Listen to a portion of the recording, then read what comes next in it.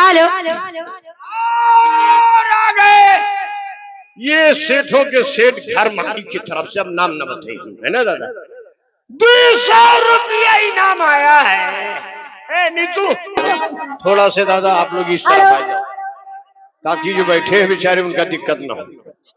हाँ, गाना जो गाओ, गाना गाओ। और सुनो सरऊ, जो साथन साथन खड़बड़ बोले लगा तो तेरी बहन इस तरफ से थोड़ा आगे आ जाओ यार। पीछे वहां बेचारे हाथ देते कि इनका दबाई दो। हाँ, पीछे इस तरफ आए जो दक्षिण तरफ काहे उनके आगे खड़े दिक्कत देते। हेलो ये बात आइए। ये धरती चांद सितारा ये नदियाँ पवन घटारे वो मिट जाएगा सारा जहां बस प्यार रहेगा तो जब जब